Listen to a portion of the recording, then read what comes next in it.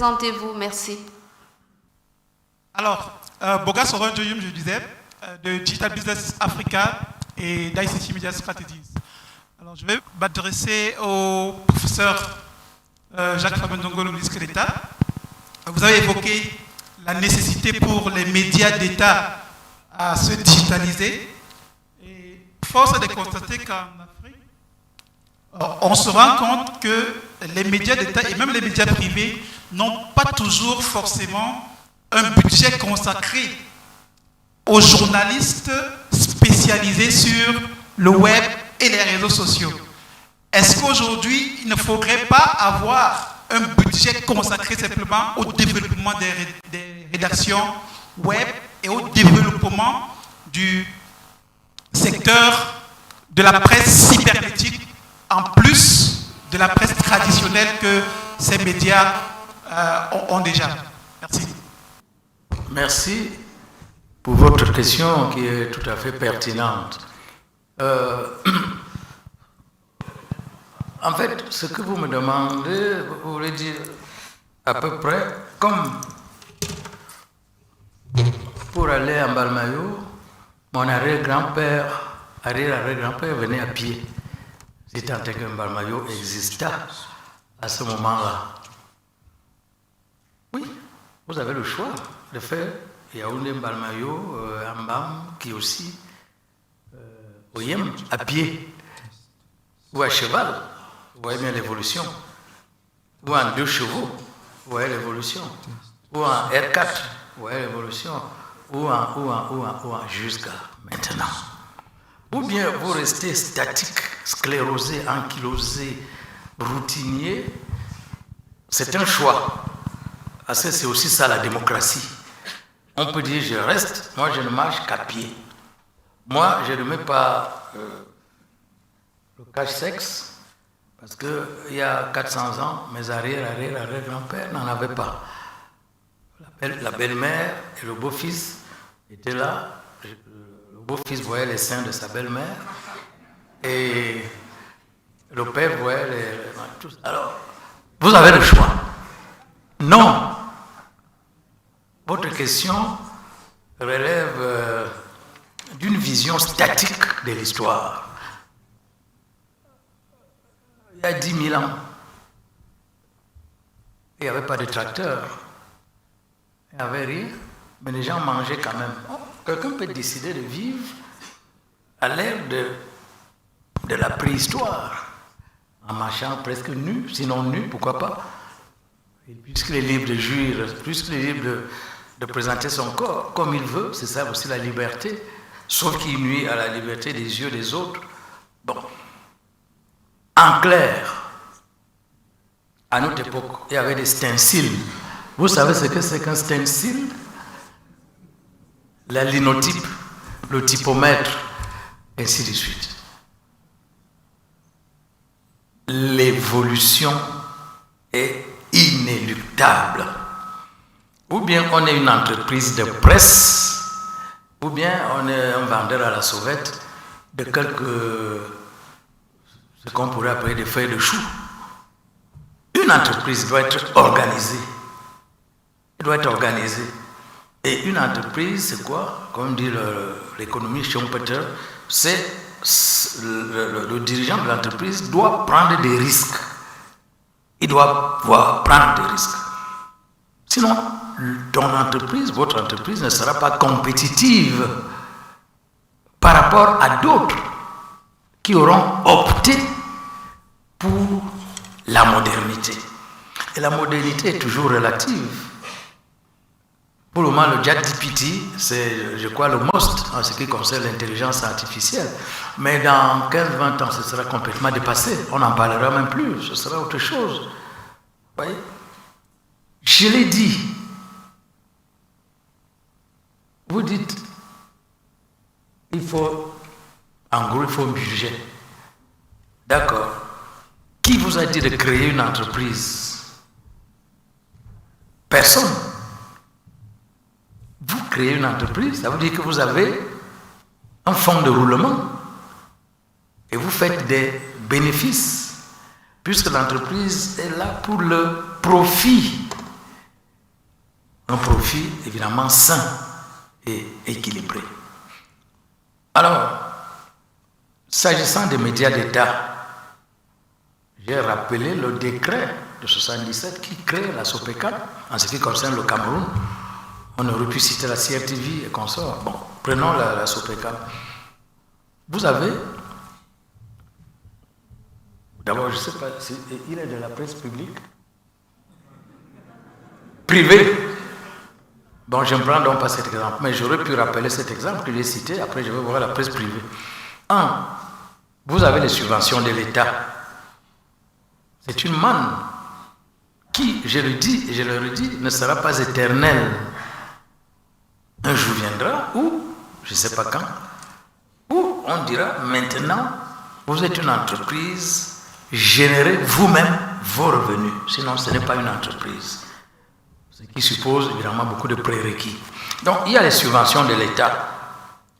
Il y a aussi les ventes des produits et services de cette entreprise. C'est dans le décret, je n'invente rien, c'est écrit. Il y a les dons, il y a les legs. Bon. Mais ce ne sera jamais suffisant. Jamais, vous le savez, ce ne sera jamais suffisant. Madame Botofouda a fait si mes vieux souvenirs sont bons, le journalisme économique.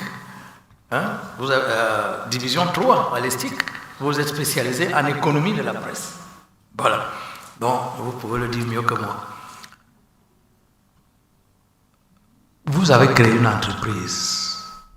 Il y a des prérequis qui sont requis pour que votre entreprise soit non pas une entreprise précaire, mais une entreprise normale qui pense à équilibrer son budget, recettes, dépenses. Maintenant, vous me dites, il n'y a pas d'argent. Alors, qui doit donner la totalité du budget? Même quand ça concerne la presse publique, ce n'est jamais l'État. L'État ne peut pas. Il faut qu'on vous dise la vérité, parce qu'il y a des démagogues qui vous racontent des bobards. L'État ne peut pas. L'État, entreprise de service public, vous avez une partie, la subvention. L'État vous demande également de générer vos revenus, de diversifier vos recettes. Il y a la publicité, mais je sais que ce n'est jamais suffisant en ce qui concerne la presse.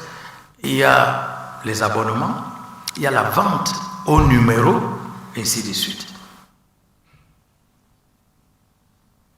En ce qui concerne la presse privée, il y a une aide à la communication privée qui existe, que j'avais laissée quand j'étais ministre de la Communication il y a 20 ans, je crois.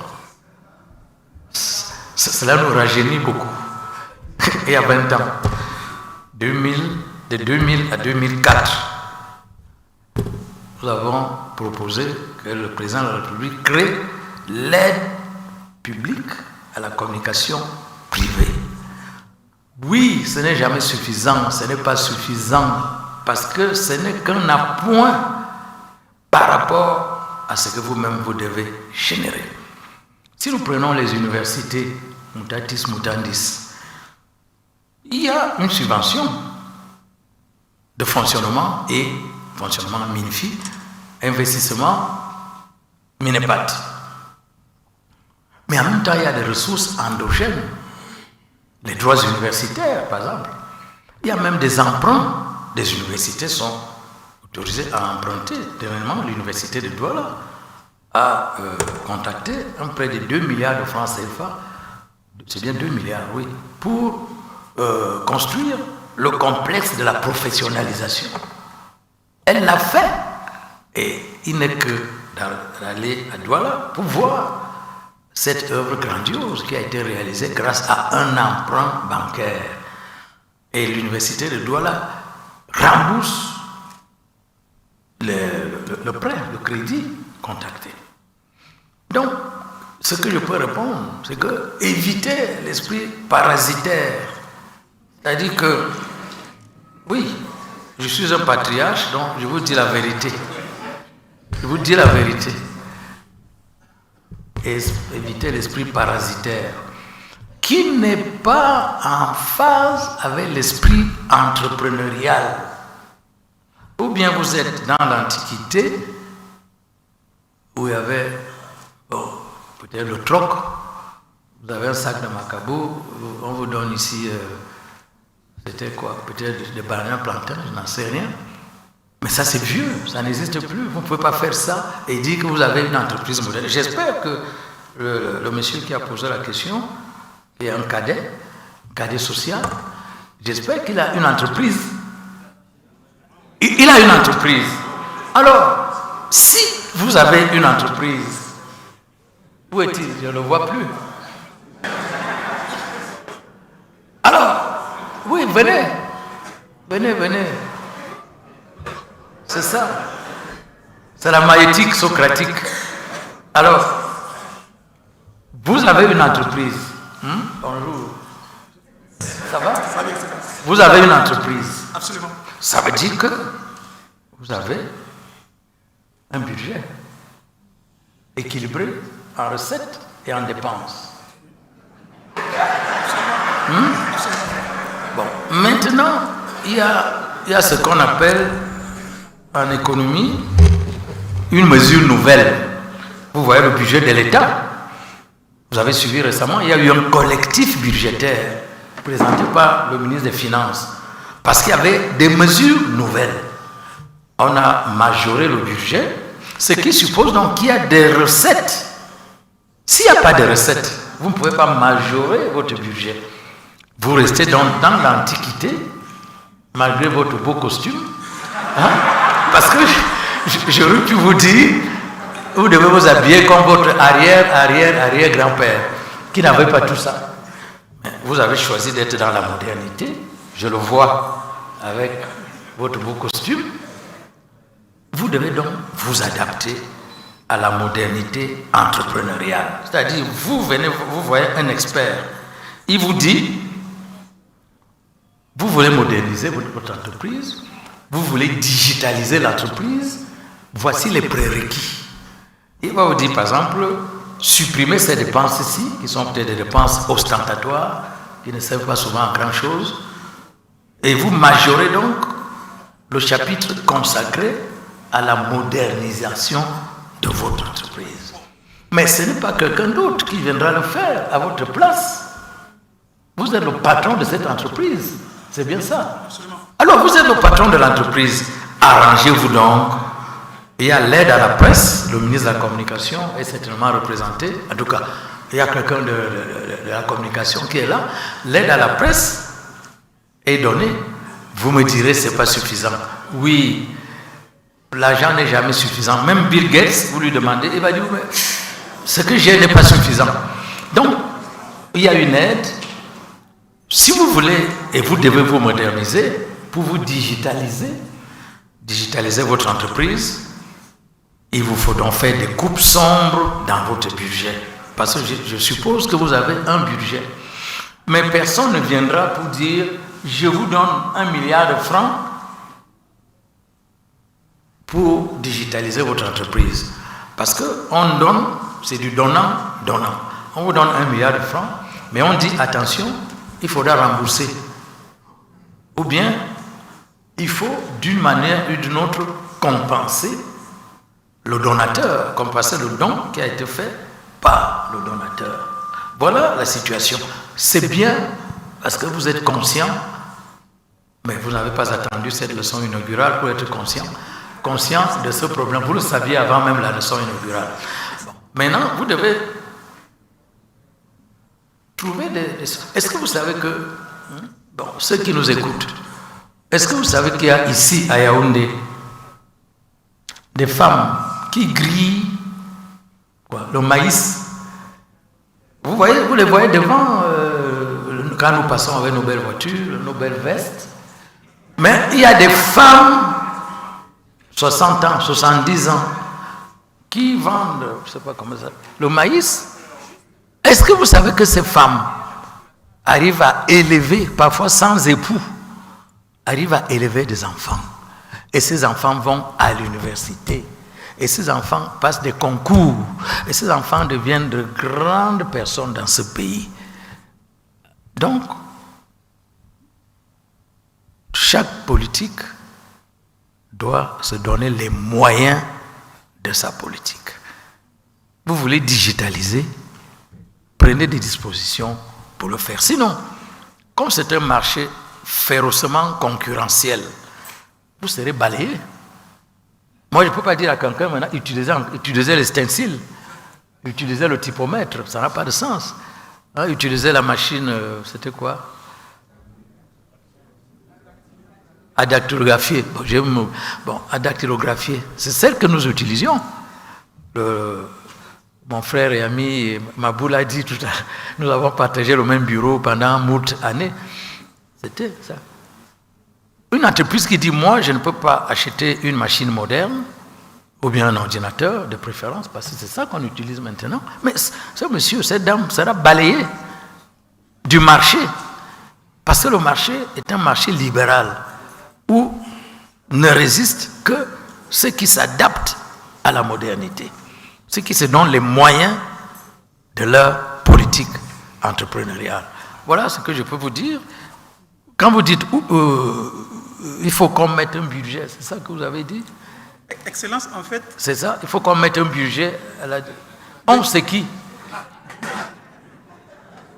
Le chef d'entreprise. En fait, Excellence. On sait qui? Non, répondez. C'est qui? C'est le chef d'entreprise. Ah. Parce que le discours d'Excellence, donc vous-même, nous tenons également au promoteur. Oui. Vous êtes chef d'entreprise, non? Absolument. Mais alors, c'est vous. Vous parlez donc à vous-même. Excellence, c'est qu'il y a une réalité. C'est que lorsqu'on tient ce discours au chef d'entreprise, au directeur de publication de médias traditionnels, oui, ils disent que mettre de l'argent dans le processus de digitalisation, ça fait perdre de l'argent. Plusieurs DP, ils seront éjectés du circuit entrepreneurial. Ils seront éjectés. Parce qu'ils ne comprennent pas. La démonstration que j'ai essayé de faire, très approximativement, car vous savez que je ne suis pas un expert de la digitalisation, mais il y a des gens plus forts dans ce domaine qui sont là, le professeur Foura et tout ça. S'il avait du temps, il vous expliquerait.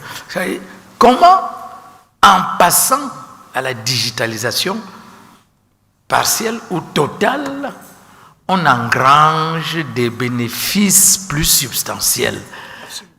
Il a dit, je l'ai dit, il est mieux placé que moi, parce que lui est le professeur titulaire d'informatique.